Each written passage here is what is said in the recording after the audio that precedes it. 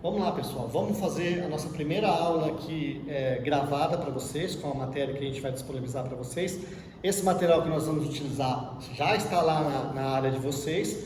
Lembrando que é uma aula sucinta, de 15 minutos aproximadamente, 2 vídeos, na verdade, de 15 minutos, que vocês vão ter que assistir esses vídeos para a gente ter o nosso encontro presencial. Tá? A ideia é que vocês tenham aqui o material, a explicação, mas que se ficar alguma dúvida, por a aula ser bem sucinta, que a gente tire aí no nosso encontro presencial, que vai ser, dependendo da turma aí, nos horários que eu vou mandar nossos avisos para vocês. Tudo bem? Então vamos lá. Disciplina resistência dos materiais. Lembrando que a disciplina para vocês chama mecânica dos sólidos.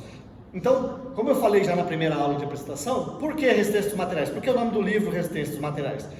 Porque a resistência dos materiais é a primeira disciplina dentro das disciplinas que a engenharia, principalmente a civil e a mecânica, tem como básica, ou como inicial para o estudo do dimensionamento de estruturas.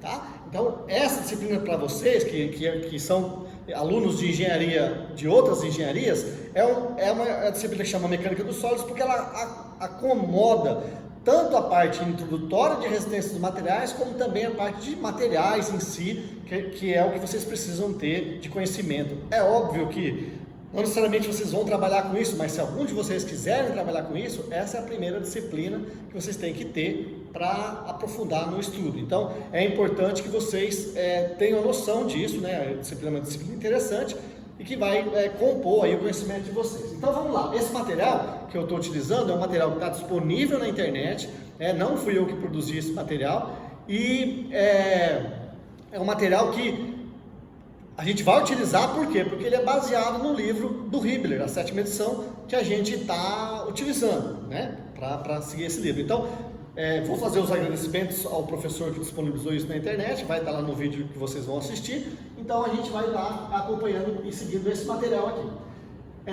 Bom, a aula 1 é a primeira aula, que a gente vai falar sobre definição de resistência dos materiais e estudo de carregamento interno resultante. Esse é o objetivo da aula. Vamos lá. Para começar, esse primeiro slide está falando o que nós vamos abordar no curso como um todo, né? Esse primeiro slide mostra a apresentação da bibliografia e também a definição do que é resistência dos materiais e o que a gente vai fazer. A primeira coisa que a gente vai fazer é uma revisão da equação do desequilíbrio e estática. Isso aqui vocês já tiveram no curso de vocês, provavelmente numa disciplina chamada ou mecânica para engenharia ou estática, dependendo do curso de vocês, que é aquela questão de equilíbrio de forças, né? A gente vai usar muito isso porque a gente vai estar começando com isso. Tudo que a gente vai estudar, o nosso corpo vai estar parado, né? O nosso corpo vai estar sem movimento. Então a gente não vai estar estudando dentro da disciplina coisas dinâmicas, coisas que envolvam amortecimento ou velocidade. Nós vamos estar projetando coisas que vão estar com carregamento, mas de certo modo estático, tá? Mas vamos lá que eu vou explicar melhor isso aí para vocês. Esse conteúdo que está aqui nesse slide é exatamente o que a gente vai ver no curso, com exceção das equações da linha elástica, que a gente não vai chegar lá. Isso aqui é o capítulo 12 do livro do Hibbeler, a gente não vai chegar lá, mas todos os outros é do capítulo 1 até o capítulo 6, é o que a gente vai ver parte por parte no livro. A gente vai começar com a análise de tensão, que é o capítulo 1, depois nós vamos para o capítulo 2, deformações, propriedades mecânicas dos materiais, no capítulo 3, faremos a nossa primeira prova depois desse conteúdo aqui, e o capítulo 4, 5 e análise de flexão 6, esse diagrama de esforço cortante momento fletor está dentro do capítulo de flexão. Tá? Então esse é o conteúdo do nosso curso, com exceção da equação da linha elástica. Esse material eu vou estar disponibilizando para vocês no decorrer do curso. Tá? A bibliografia, como eu falei para vocês, a gente vai usar o livro do Hibbeler, a 7ª edição, qualquer outra edição funciona, e também tem esses outros 3 livros aqui que vocês podem acompanhar, e é importante que vocês leiam o livro para que essa parte que a gente vai ter aqui gravado e o encontro online se complemente com alguma dúvida que você tenha ou com alguma leitura que você venha fazer. Tá? Então vamos lá, vamos começar aqui com a definição de resistência dos materiais. O que seria? Como eu falei para vocês, embora a disciplina chama mecânica dos sólidos, ela inclui a resistência dos materiais. O que ela é? Ela é um ramo da mecânica que estuda as relações entre as cargas externas aplicadas ao corpo deformável e a intensidade das forças internas que atuam dentro do corpo.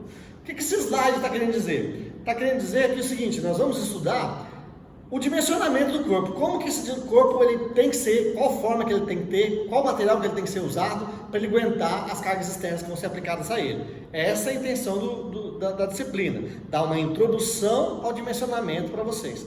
Por exemplo, a cadeira que vocês estão sentados, ou o carro que vocês utilizam, a casa que vocês moram, isso tudo teve que passar por uma série de escolha de material e de estrutura de construção. Essa estrutura tem que suportar as cargas externas que tem dentro dela, seja o peso próprio, seja vento, seja, se for sua cadeira, o peso da pessoa que está sentada em cima.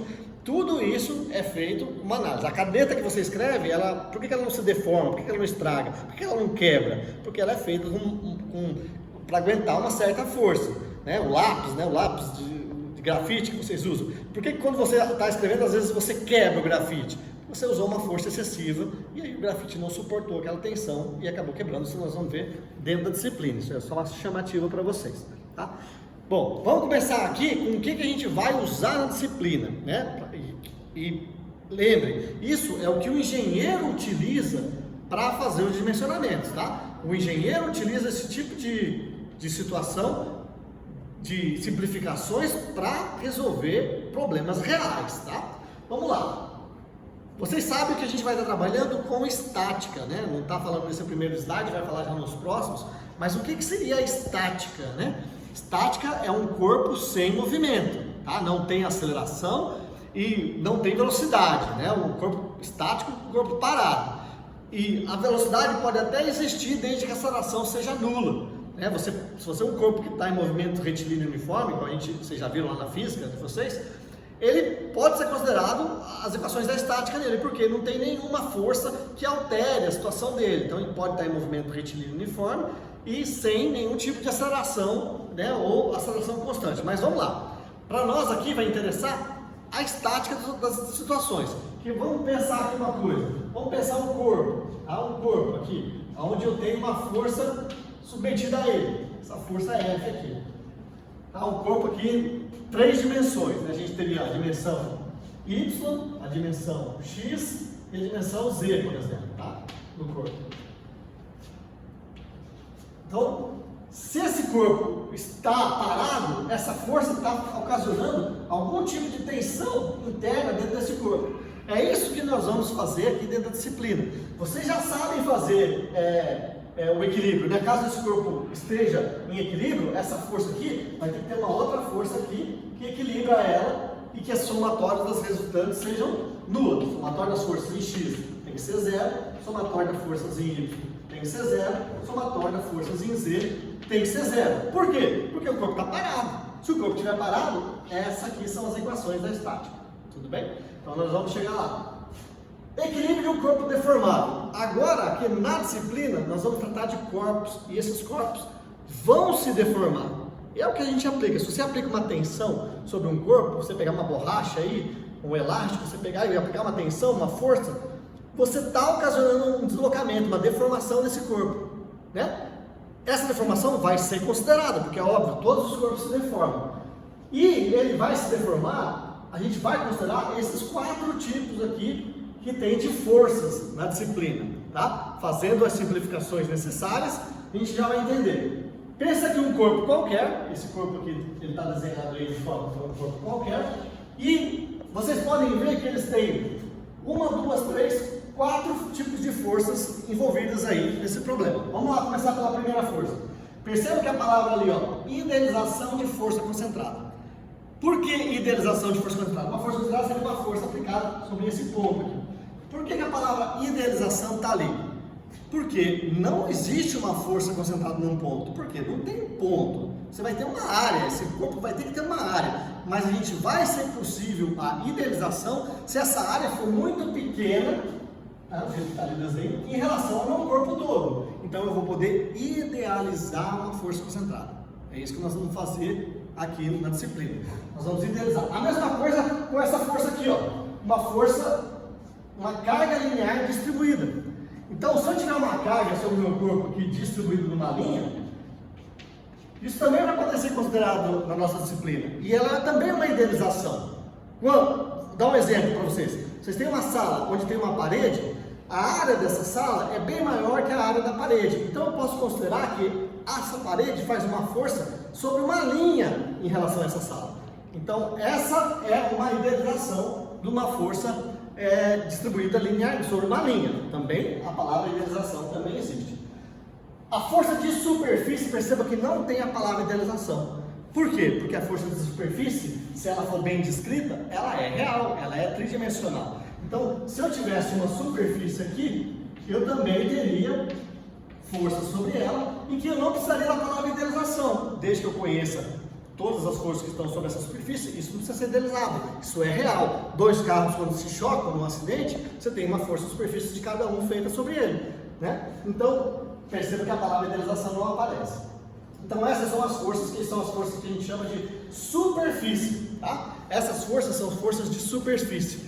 Por que superfície? Porque tem um contato entre dois corpos, né? Ou o contato da força com o corpo, ou as forças sobre uma linha, ou um contato de uma superfície. Isso são forças de superfície.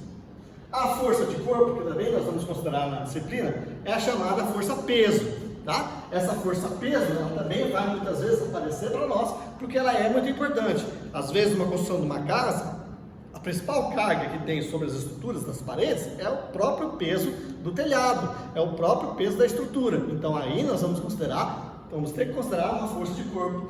Por que a força de corpo está separada das forças de superfície? Porque ela existe pelo próprio corpo. A própria força da gravidade faz com que a força de corpo exista, pelo menos essa força peso, né? A força de corpo, a força peso. Esse W aqui vai representar para nós essa força peso. Qual outras forças de corpos que existem na engenharia, mas que não vão ser levadas em consideração na disciplina? Força magnética, por exemplo, tá? Forças, principalmente a magnética e a força de peso são as forças de corpos mais conhecidas, mais trabalhadas, né? O pessoal da engenharia elétrica trabalha muito com eletromagnetismo, né?